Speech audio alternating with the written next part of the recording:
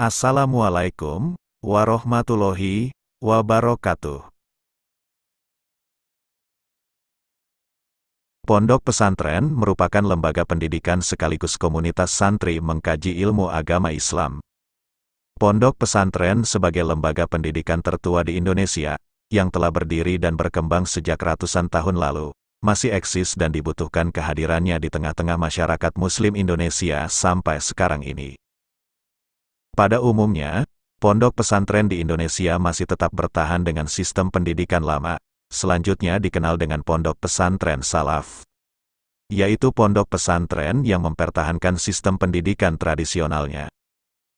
Pondok pesantren salaf, atau pondok pesantren yang masih mempertahankan nilai-nilai tradisional, menyimpan potensi kesadaran multikultural. Pondok pesantren Sidogiri merupakan salah satu pondok pesantren terbesar dan tertua yang tetap bertahan dengan nilai-nilai salafnya. Usia dari pondok pesantren ini kira-kira mencapai 278 tahun. Pondok pesantren ini berdiri di area tanah seluas kira-kira 4 hektar. Pendirian pondok pesantren Sidogiri diawali dengan pembabatan desa Sidogiri di Pasuruan, Jawa Timur, yang dilakukan oleh Sayyid Sulaiman.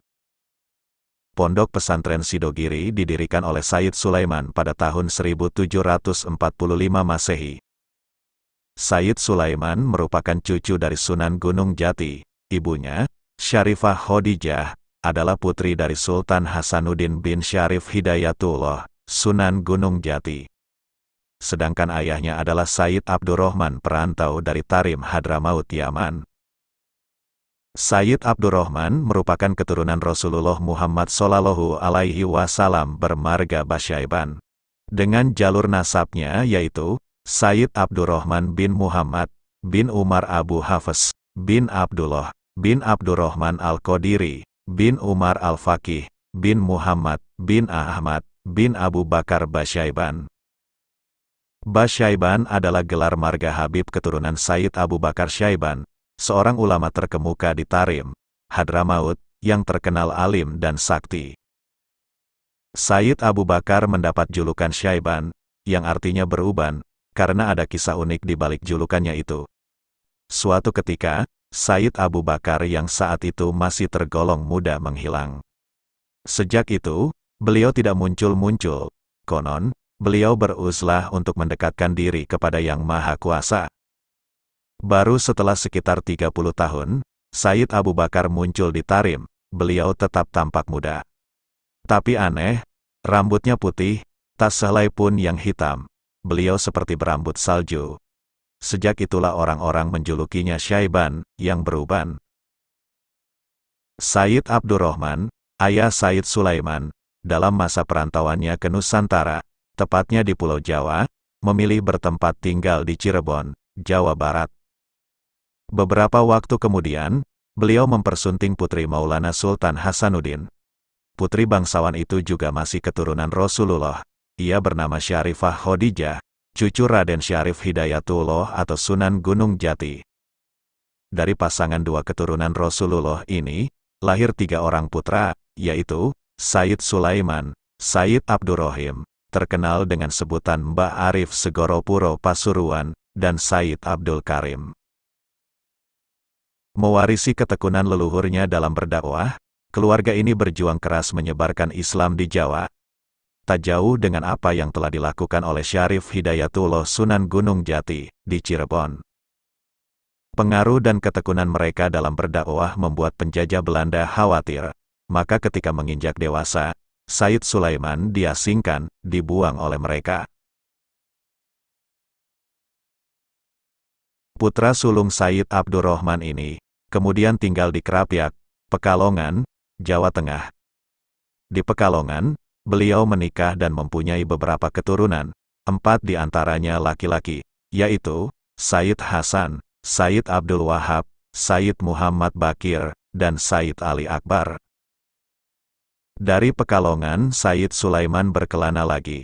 Kali ini, Solo menjadi tempat tujuan. Selama tinggal di Solo beliau terkenal sakti.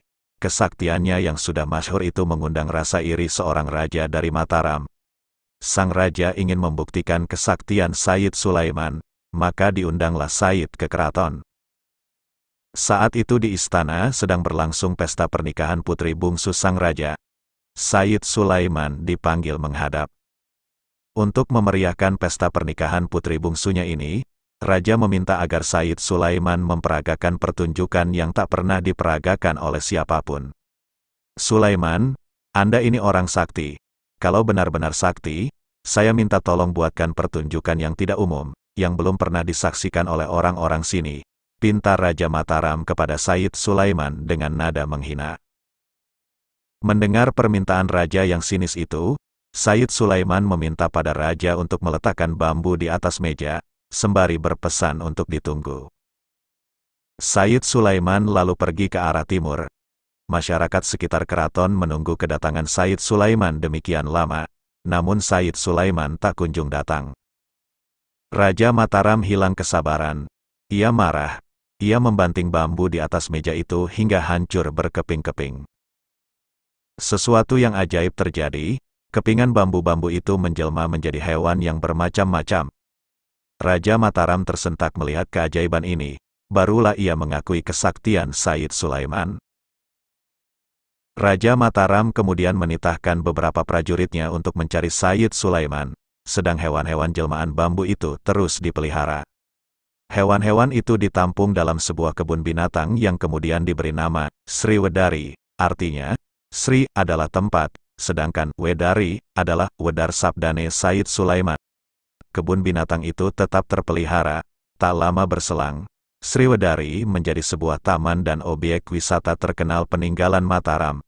Namun pada tahun 1978, binatang-binatang di Sriwedari dipindah ke kebun binatang Satwatharu. Setelah meninggalkan Solo, Said Sulaiman pergi ke Ampel, Surabaya. Untuk sampai ke Surabaya, beliau harus melalui hutan belantara. Tujuan beliau menuju ke Ampel, Surabaya, adalah untuk nyantri. Kabar keberadaan Said Sulaiman akhirnya sampai ke telinga Raja Mataram. Sang raja kemudian mengirim utusan ke Surabaya untuk memanggil Said Sulaiman. Di antara utusan itu ada Said Abdurrahim, adik kandung Said Sulaiman sendiri. Sesampainya di Ampel, Said Abdurrahim sangat terharu bertemu kembali dengan kakaknya tercinta. Dan akhirnya, beliau memutuskan untuk tidak kembali lagi ke Mataram. Beliau ingin belajar di Ampel bersama sang kakak. Setelah nyantri di Ampel, kakak beradik ini pergi ke Pasuruan untuk nyantri pada Mbah Soleh Semendi di Segoropuro. Belakangan diketahui ternyata Mbah Soleh adalah paman mereka sendiri, saudaranya ibu mereka, Syarifah Khadijah. Banyak kisah-kisah luar biasa yang terjadi antara Said Sulaiman dan Mbah Soleh Semendi. Di antaranya, pada suatu hari, Mbah Soleh hendak bepergian. Sebelum pergi, beliau berpesan kepada semua santrinya agar halaman dibersihkan selama beliau pergi. Maka saat beliau berangkat pergi, semua santri Mbah Soleh melaksanakan kerja bakti. Said Sulaiman dan Said Abdurrahim turut serta bersama mereka. Lagi-lagi Said Sulaiman membuat keajaiban, beliau mencabuti pohon-pohon besar hingga bersih total. Setiba dari bepergiannya, Mbah Soleh kaget melihat pohon-pohon besar yang dicabuti sampai bersih. Setelah tahu bahwa yang mencabuti adalah Said Sulaiman, Mbah Soleh memerintahkan agar pohon-pohon itu dikembalikan seperti semula. Dengan izin Allah, pohon-pohon tersebut dapat dikembalikan lagi oleh Said Sulaiman. Sejak kejadian itu, berita tentang kesaktian Said Sulaiman tersiar dari mulut ke mulut di seluruh penjuru Pasuruan.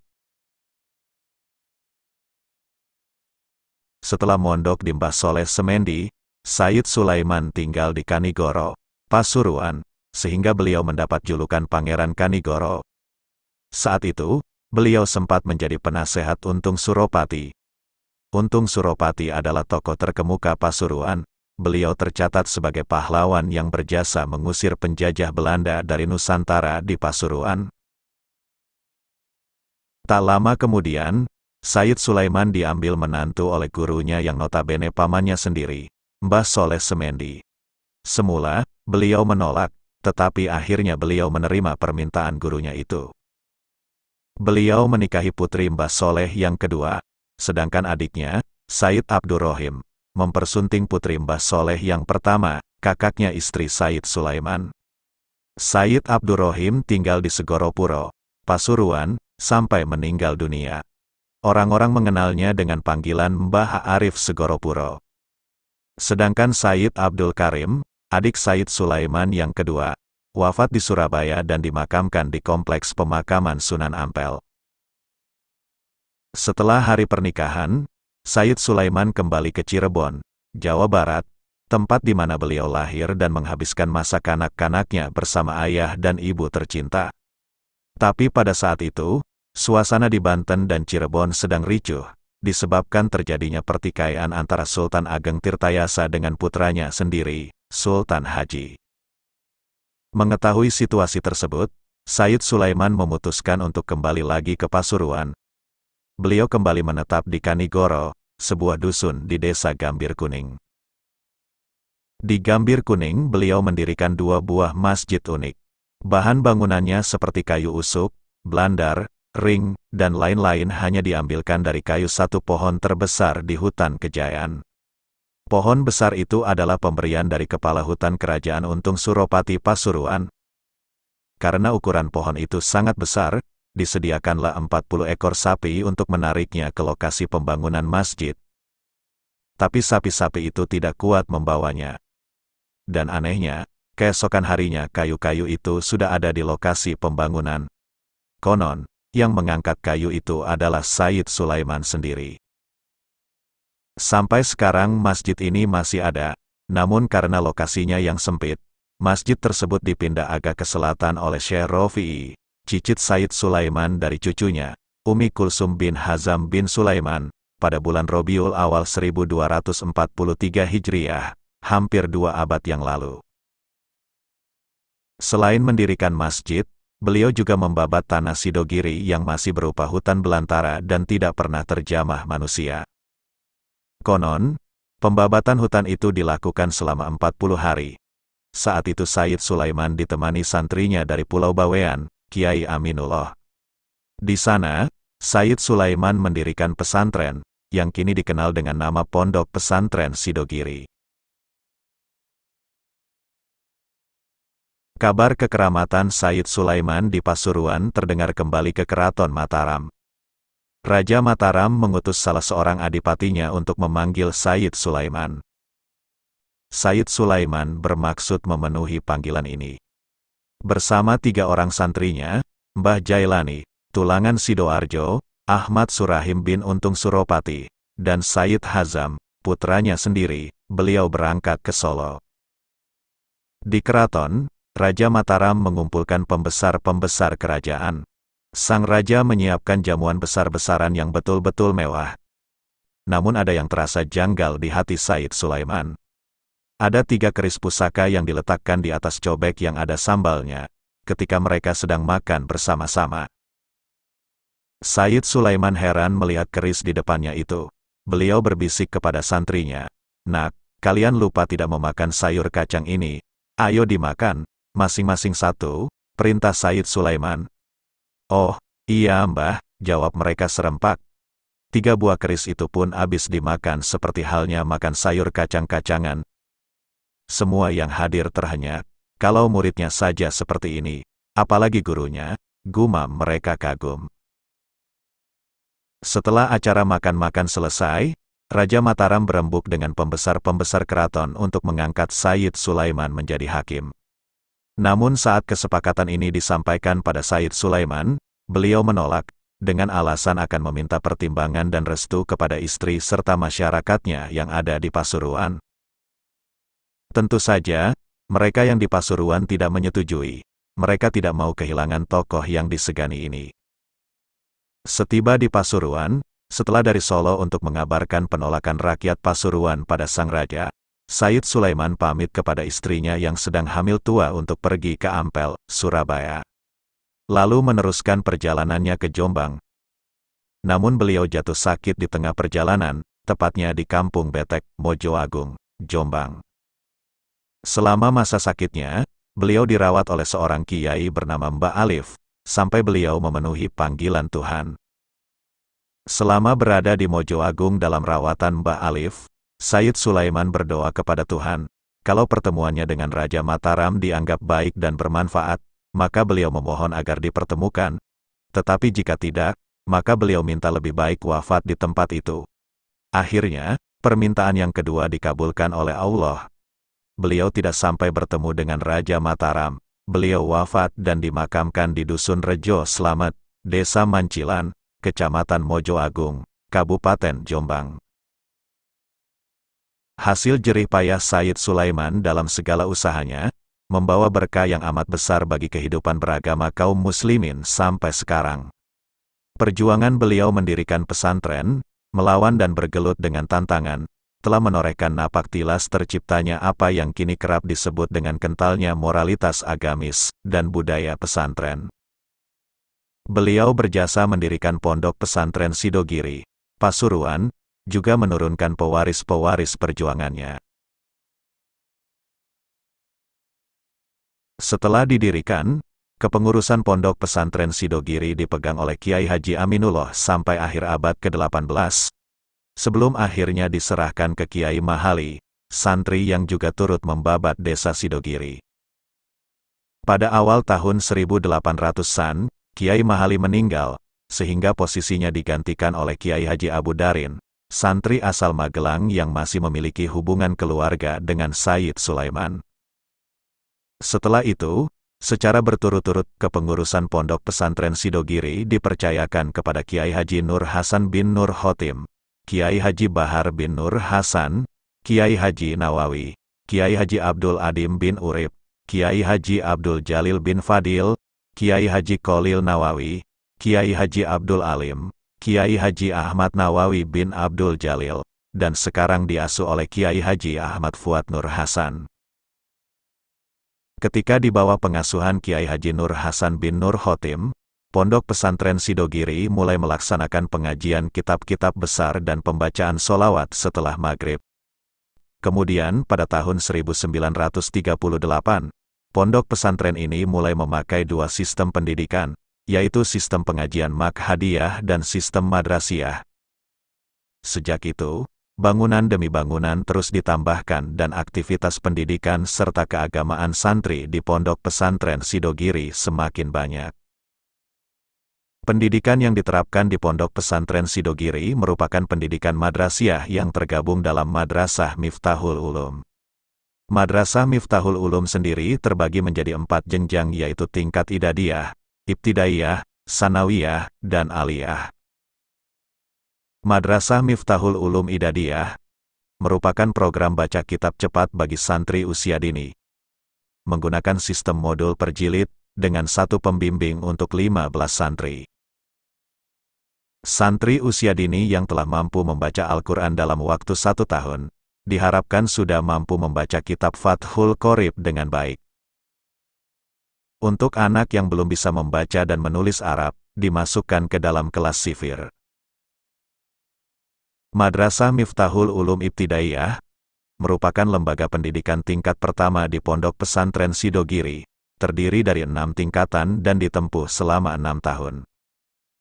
Pelajaran yang diberikan meliputi pelajaran agama dasar, dan pelajaran umum seperti bahasa Indonesia dan matematika.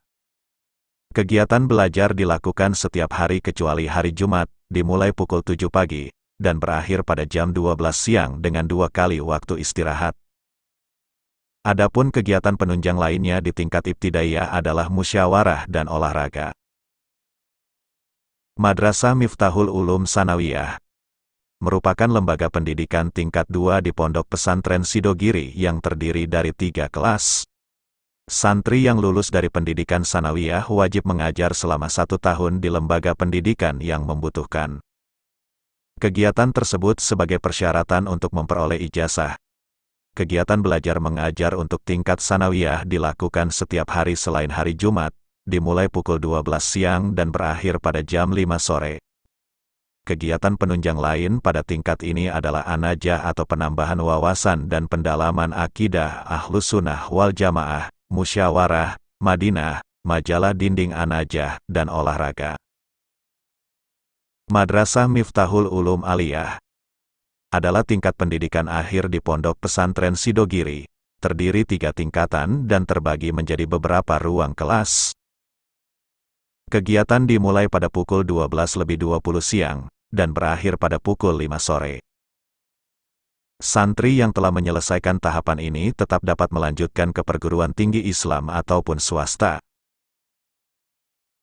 Sebelum pondok pesantren di tanah air marak mengajarkan wirausaha kepada para santrinya, Pondok Pesantren Sidogiri Pasuruan sudah lama mendahului. Lembaga tersebut memulai pelajaran wirausaha pada pertengahan tahun 1961. Laboratorium prakteknya barulah berupa kedai dan toko kelontong. Kala itu, praktik yang diselenggarakan masih sederhana. Pondok Pesantren Sidogiri hanya membuka kedai yang menyediakan nasi dan makanan ringan untuk memenuhi kebutuhan santri sendiri. Berkat ketelatenan dan kehematan pengurus, selisih untung dari membuka kedai kemudian dikembangkan dengan usaha lain, di antaranya, mendirikan toko kelontong yang berjualan sembako dan kebutuhan rumah tangga. Semula hanya terbatas bagi lingkungan pesantren, namun kemudian mendirikan toko buku dan toko bangunan di sejumlah pasar di Pasuruan. Kini, Pesantren Sidogiri memiliki sedikitnya 10 unit usaha, yakni kantin, toko kelontong, menjual sembako, toko buku, toko alat-alat rumah tangga, kosmetik, toko bangunan, minimarket, pertanian, BMT, pembuatan sarung dan baju muslim. Masih ada usaha percetakan kitab, hadis, buku tulis, dan undangan, kue dan air kemasan. Semua olah tangan santri pesantren Sidogiri ini diberi merek santri. Khususnya produk air kemasan santri pesantren Sidogiri mampu bersaing dengan produk lain di pasaran. Lini bisnis Sidogiri lewat Kopontren juga luar biasa. Kopontren Sidogiri membangun jaringan gerai retail, terutama di wilayah Pulau Madura. Saat ini di Pulau Madura ada 16 unit minimarket Kopontren Sidogiri.